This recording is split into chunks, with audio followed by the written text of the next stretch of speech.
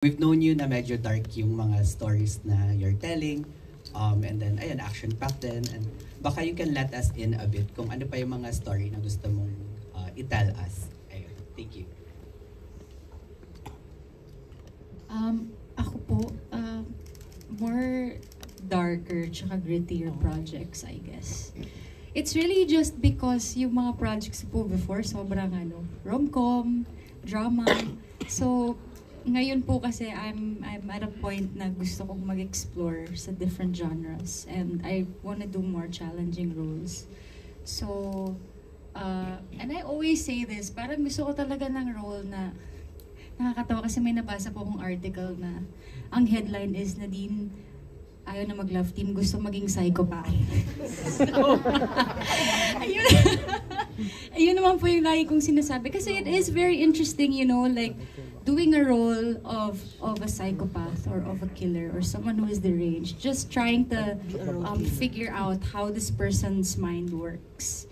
Ako po kasi mahilig ako sa mga ganong intricate details and yung pinag-aaralan yung mga tao.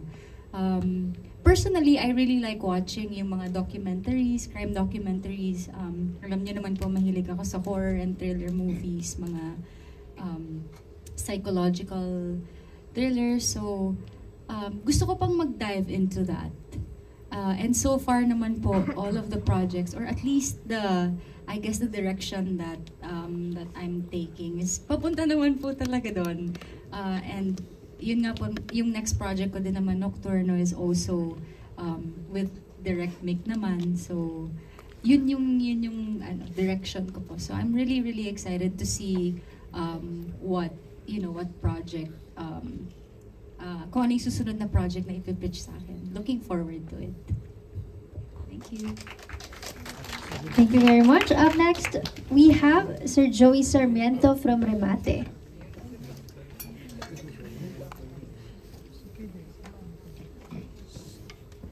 Hello, good evening sa cast, and first of all, congratulations sa team ng Road Killers. I only have one question siguro for Nadine. Nads, yung last scene, it was done in a not traditional way, di ba? Parang it's a very and for some it's quite disturbing yung eksena yun. So I just want to know what was running into your mind when that scene was shot?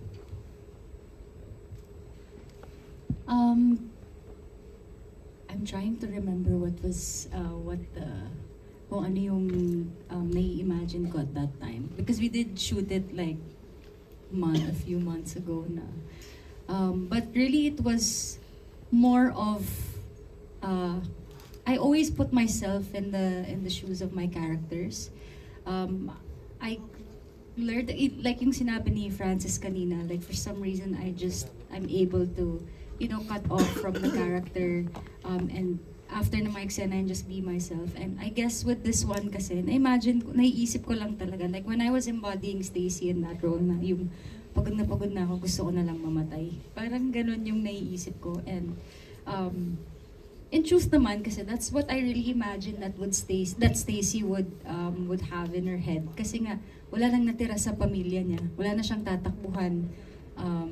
Wala nang natira sa kanya. So, yun lang talaga. And that was the thought that kept going through my head na ayoko na, pagod na ako. Yun yung inner monologue ko, pagod na ako, tapos na. Yun lang. Okay, how about yung scene na you hugged your dead dad in a body bag? Anong nasa isip mo nun when you were in the character of Stacy?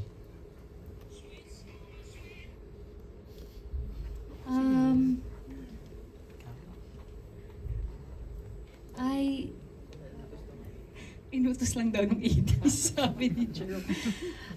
Yun nga po, like what I mentioned, I've learned to put myself in the shoes of the character. So it was really more of Stacy. So yun na yung, kasi pag nagsimula po akong umarte, hindi na talaga ako si Nadine eh. Like, yung utak ko nag-shift na to the character. So, yun, tapos na nagpapaalam. Also at the same time, I guess, more of, yung inner monologue ko was, I was apologizing for all of the trouble that I've caused back then. And nagpapasalamat ako sa tatay ko and the life that kay Tito Boji, I mean kay Nato, with the life that he's given me.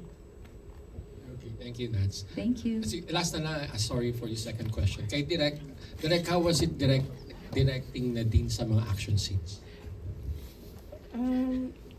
Naawa ko sa kanila while directing kasi nagigets ko yung pagod pero they were super game kaya nakatulong talaga yun. Actually, with everyone sa cast parang ang laking, because we're already in a stressful environment, so ang laking relief kapag you're working with people who are accommodating, who puts their everything into the table, no? I appreciate na nagbibigay sila lahat ng opinion sa characters nila. Nagsasabi sila, feeling ko hindi ito sasabihin ng character ko. And then we edit on the spot. We edit the lines on the spot. But yeah, I think for the action, everyone was game. And kasi masaya i-shoot ang walang dialogue na puro. Kasi it's more of the shots and blocking lang talaga. So, yeah, I think we had fun. Thank you very much for your questions. That was Joey Sarmiento of Remate. For our last question, we have Bong Goninas of PEP. Hello, good evening. Congratulations po ulit for the movie. Ang question ko lang kay Nadine, I know you mentioned na kanina yung nakarelate ka dun sa part yung love niya dun sa dad niya and everything. And also you mentioned na nasa-separate mo yung sarili mo dun sa character every time you're doing something sa mga roles. Pero ano yung siguro yung characteristic ng character mo na medyo nakarelate ka? Like on a personal, like medyo siguro may similarity sa iyo. And I'm also wondering if you're that stubborn. Tingin mo nung growing up. Ganun. I guess I am stubborn but not on that level. Parang si Stacy kasi extreme eh. Parang yung mga nagagawa niya, she's a bit on the, no not a bit, she's really on the extreme side. So, ako naman hindi naman po ako ganun ka-stubborn. But I guess what I could relate kahit naman kay Stacy, ano siya, tinker in a way na yun nga nagkukumpone, marunong magkalikot ng mga bagay-bagay. And she's I guess she's really in a sense, ako rin gagawin ko din lahat para sa pamilya ko, but not up to that extent.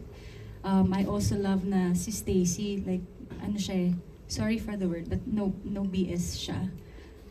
So that's also the kind of person that I am. She's as in dead ma siya, like wala siyang pakialam sa sarili niya kahit magmukha siyang madungis or anything. At some point I'm also like that. I'm very simple. Like ngayon lang I'm very different because you know, pag work mode iba talaga, pero on a normal day kasi as in sobrang relax lang ako. She's very boyish din, just the same as me. And I guess her love for just being that, I guess not necessarily a daddy's girl, but not a family person, but how she was brought up kasi, you know, yung environment kasi niya, yung dad niya like handles guns, you know, he's a mechanic. So I guess medyo similar yung wala namang guns nung lumaki ako. Cars lang. So ano ba, hindi brusque, I don't know the word, pero very cowboy. So yun yung mga nakarelate ako kay Stacy. And I think that is our last question for today. Thank you.